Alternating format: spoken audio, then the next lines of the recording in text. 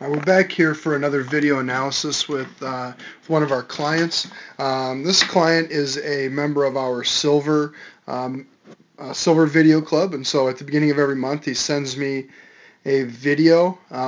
We break it down, give him some areas to improve, and then also a written report of what's going well, what needs to be improved.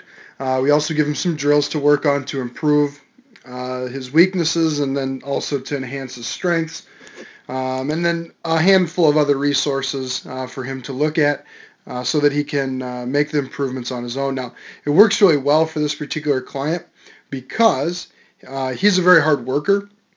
If we give him something to do, he's going to go work on his own to see that it gets done. And that's the kind of player and parent or player that really benefits from the video club. So here's the reason I want to show you this one is because Sam made some really dramatic improvements in about a week and a half.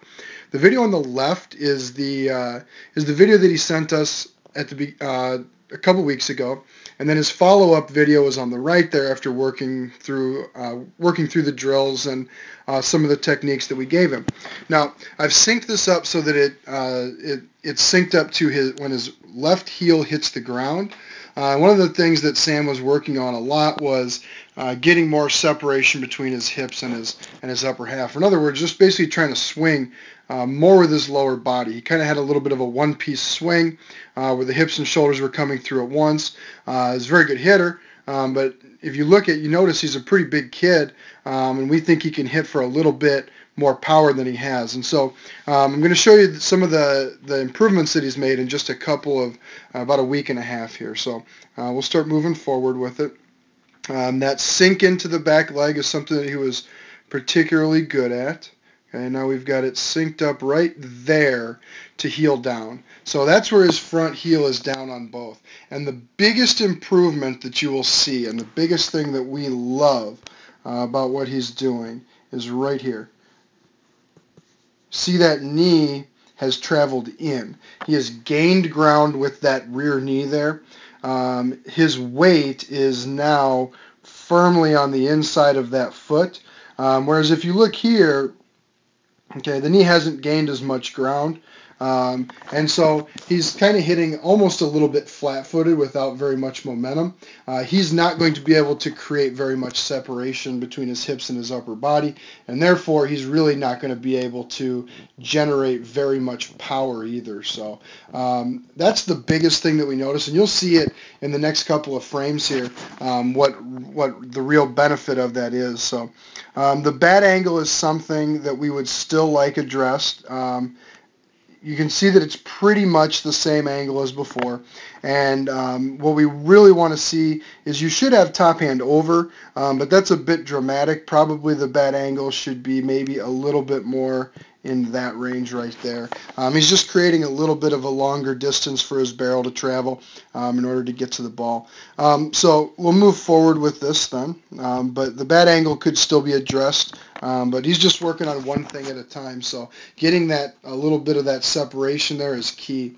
We also talked about the front foot, and as it lands, giving it just slightly open. That might help clear the hips. Now, some hitters, if you watch Major League hitters, some of them do land at about a 45-degree angle with their foot like that. Some of them do land with their foot closed. So I don't know if there's really necessarily a right or a wrong way for that. But what we do want is we want you to do what's comfortable for you.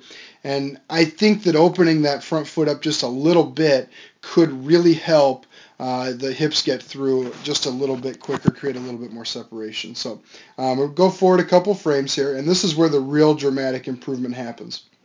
So remember, the goal is, can we turn the hips resisting rotation with the upper body? So basically the hips turn, the shoulders do not. And as we move forward here, we can see the difference in the hips. Now the hands are essentially in the same spot. The hands might be down just a little bit more there. I'll back it up one more frame. And now we've got the hands in about the same spot. And you can see clearly the difference in where that rear knee is in both of these. The clothes that you're wearing in the second one there make it kind of tough to see the belt buckle, but you can probably tell that the hips in that one have turned quite a bit more than the hips did in the first one. Okay, and we still have the same upper body positioning there, which is good. And so we are creating more separation with just the couple of fixes that we worked on last time. The rest of the swing generally has been pretty good. So you can see that he gets good rotation with his lower half. Knee has come forward. He's got heel to the sky. We're on plane pretty quickly. We can always get on plane a little bit quicker. And again, basically on plane just means that the ball is going to be coming down, and so we want to match the plane of the ball with the plane of the bat. And the sooner that we can get that on plane, the better, the more margin of error we have with our swing. We don't have to time it quite so perfectly. Really great hitters keep the bat on plane with the ball for quite a long time. And then through the follow through here, you can see still have a little bit of weight coming back at the end. That's not the end of the world, but what's really nice to see is this stiff front leg here.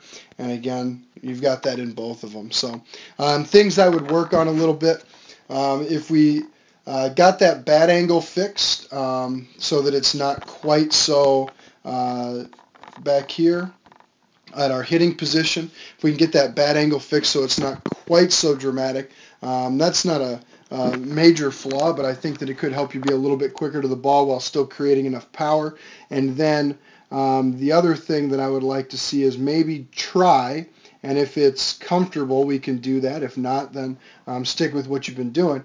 Try to open that front foot up just a little bit more on landing, and it shouldn't rotate until right before the foot comes down. Okay, so it'll stay closed. And it'll stay closed through here, closed, and then right about here, as the foot starts to come down, that's where it'll kind of turn and make that angle. Now again, if you're comfortable, you try that a little bit. If you're comfortable with it, great. If you're not, I don't really see that as a flaw. I just think it's one thing that we might be able to do to help you get those hips through a little quicker and get a little more rotation. So that's kind of an example of what we do with our follow-up video analysis.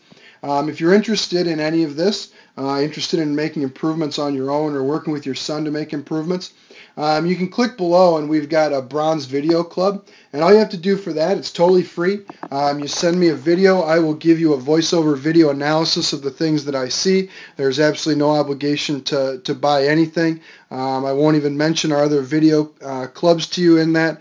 If you're interested in getting a couple a month, you can check out our silver, gold, and platinum memberships. Those all come with write-ups and drill prescriptions and a few more resources. The bronze is just a one-time consultation. So thanks for listening. I hope you enjoyed, and keep up the great work. Thanks.